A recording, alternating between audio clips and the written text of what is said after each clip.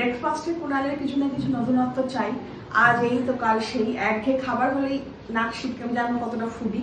আর আমি তো রোজ দুধ আর কেলগস খাই, মোটামুটি সপ্তাহে 5 দিন তো খাবোই খাবো।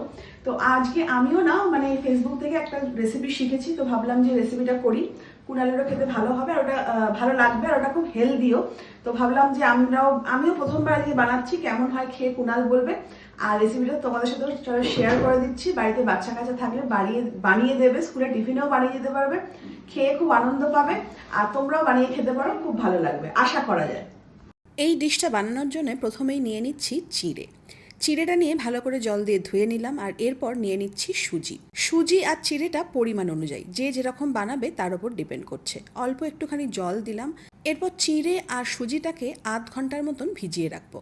এবার একটা ঢাকা দিয়ে রেখে দিচ্ছি। আধ ঘন্টা হয়ে গেছে। এরপর আমি পনির নিচ্ছি আর পনিরটাকে না লম্বা লম্বা করে কাট করে নিলাম, পনির রোল হবে। তো দেখো আধ ঘন্টা পর এই সুজি আর চিড়েটাকে নিয়ে একটা মিক্সিং জারের মধ্যে পুরোটা দিয়ে দিচ্ছি। আর তার মধ্যে অ্যাড করছি টক দই। আমি একটা ছোট কাপের 1 কাপ মতন টক দই এখানে পুরোটাই দিয়ে দিলাম। এরপর হালকা একটুখানি জল দেব, ওপর থেকে দিচ্ছি আদা কুচি আর অল্প একটুখানি গোটা জিরে, আর অবশ্যই স্বাদ অনুযায়ী একটুখানি নুন। এরপর জাস্ট মিক্সিং জারটা দিয়ে ভালো করে ব্লেন্ড করে নেব। তো দেখো কনসিস্টেন্সিটা এইরকম এসছে, ঠিক যেভাবে ধোসা বানায় বা গোলা রুটি। ঘিটা আমি একটা ছোট পাত্রে আলাদা করে ঢেলে নিলাম, কেননা বারবার ভাজতে হবে, ওই হাত এঁটেও বারবার হাত ধোয়া খুব ঝামেলার।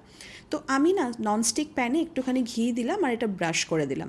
তারপরে দেখো ঠিক যেভাবে ধোসা বানায় ওই যেরকম বললাম, ছোট ছোট হাতায় করে নিয়ে এখানে দিচ্ছি আর একটা বড় করে রুটি বা প্যানকেক বানানোর মতন চেষ্টা করছি।